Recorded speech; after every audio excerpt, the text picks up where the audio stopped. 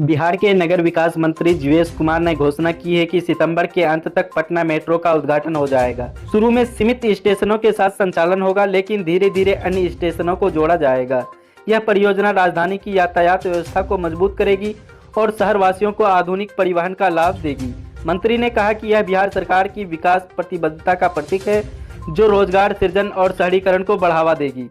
पटना जिले में बढ़ती आबादी के बीच यह कदम स्वागत योग्य है। हालांकि विशेषज्ञों का कहना है कि पूरी क्षमता के लिए अतिरिक्त फंडिंग की जरूरत होगी।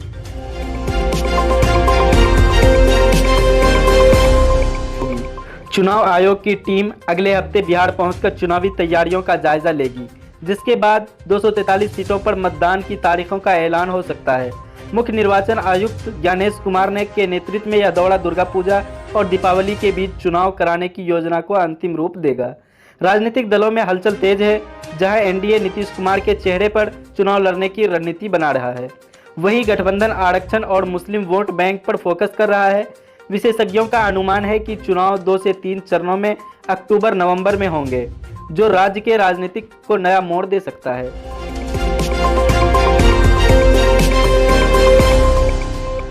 मुख्यमंत्री नीतीश कुमार ने भागलपुर जिले में 300 करोड़ रुपए की विकास परियोजनाओं का उद्घाटन और शिलान्यास किया। इसमें सड़कें, पुल और स्वास्थ्य केंद्र शामिल है। उन्होंने जीविका दीदियों और आशा कर्मियों से मुलाकात की, जहां महिलाओं को सशक्त बनाने पर जोर दिया गया। उप मुख्यमंत्री सम्राट चौधरी ने बताया कि पीरपैंती से एनटीपीसी संयंत्र से 12,000 से अधिक लोगों को रोजगार मिलेगा। यह कदम जिले की अर्थव्यवस्था को मजबूत करेगा। खासकर बाढ़ प्रभावित क्षेत्रों में स्थानीय निवासियों ने इसे सराहा, लेकिन किसानों ने सिंचित सुविधाओं की मांग की।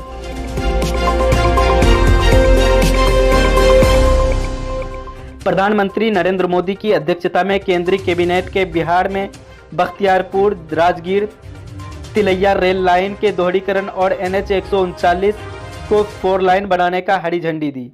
हाइब्रिड एन्युइटी मोड से ये परियोजना तेजी से पूरी होगी, जो व्यापार और यात्रा को आसान बनाएगी। इससे पटना, नालंदा और वैशाली जैसे जिलों को लाभ मिलेगा। केंद्रीय मंत्री प्रदीप झा ने कहा कि यह बिहार के बुनियादी ढांचे को मजबूत करेगा, लेकिन विपक्ष ने लंबित पर सवाल उठाए हैं। गया जिले में आगामी चुनाव से पहले परिवारवाद की राजनीति में जोर पकड़ा है। पूर्व सांसद और विधायक के बीच टिकट की जंग में पिता पुत्र की जोड़ी न्याय समीकरण बना रही है।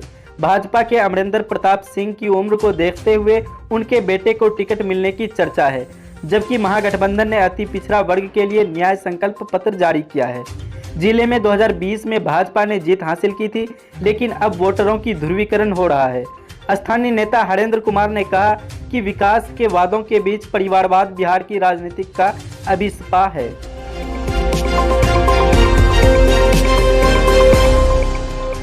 बेगूसराय के साहेबपुर कमाल विधानसभा क्षेत्र में एनडीए कार्यकर्ता सम्मेलन आयोजित हुआ, जहां मंत्री जनक राम नीतीश कुमार सरकार के विकास कार्यों की सराहना की। उन्होंने कहा कि राज्य में सड़कें, बिजली और स्वास्थ्य सेवाओं में सुधार हुआ है। मंत्री शिला मंडल और जयंत राज ने भी भाग लिया। सम्मेलन में 2025 चुनावों के एकजुटता का संकल्प लिया गया, जिसमें बाढ़ प्रबंध और कृषि विकास पर चर्चा हुई, लेकिन विपक्ष ने रोजगारी पर सवाल उठाए।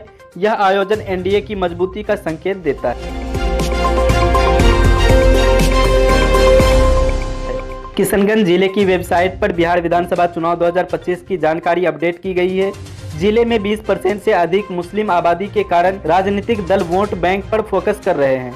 AIMIM के असदुद्दीन ओवैसी का 24 से 27 सितंबर तक सीमांचल में न्याय यात्रा शुरू हुआ है, जबकि महागठबंधन ने आरक्षण वादे किए हैं।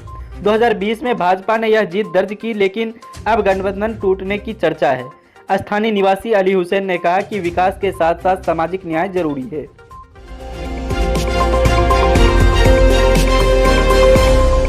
वैशाली जिले के राधोपुर में एनडीए सम्मेलन में भाजपा नेता शाहनवाज हुसैन ने कार्यकर्ताओं से 2025 में चुनाव में एकजुटता होने की अपील की। उन्होंने नीतीश कुमार के नेतृत्व में राज्य में विकास को रफ्तार देने का श्रेय दिया। सम्मेलन में जदयू, लोजपा और अन्य दलों के नेता शामिल हुए। जिले में सड़क और बिजली परियोजनाओं पर चर्चा हुई। हुसैन ने कहा कि एनडीए की जीत से बिहार की तरक्की बरकरार रहेगी। विपक्ष ने आंतरिक कहल का आरोप लगाया है।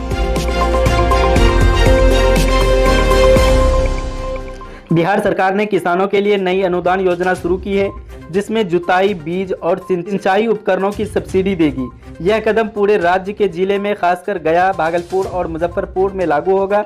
मुख्यमंत्री ने कहा कि बाढ़ प्रभावित क्षेत्रों में फसल सुरक्षा पर जोर दिया जाएगा। कृषि मंत्री ने बताया कि इससे उत्पादन बढ़ेगा और पलायन रुकेगा। किसान संगठनों ने स्वागत योग्य बताया, लेकिन तत्काल वितरण की मांग की। यह योजना राज्य की अर्थव्यवस्था को मजबूत करेगी। पटना के सदाकत आश्रम में कांग्रेस समिति की विस्तारित बैठक हुई, जहां सोनिया गांधी, राहुल गांधी और मल्लिकार्जुन खड़गे ने भी बिहार के मुद्दों पर विचार विमर्श किया। बैठक में कानून व्यवस्था, बेरोजगारी और पलायन पर चिंता जताई गई। राहुल गांधी ने वोटरों अधिकार यात्रा का जिक्र किया और कहा कि वोट चोरी रोकना जरूरी है। पार्टी ने महागठबंधन के साथ चुनाव लड़ने की रणनीति पर सहमति जताई। यह आज़ादी के बाद बिहार में पहली ऐसी बैठक है जो राज्य की राजनीति में प्रतिभावित करेगी।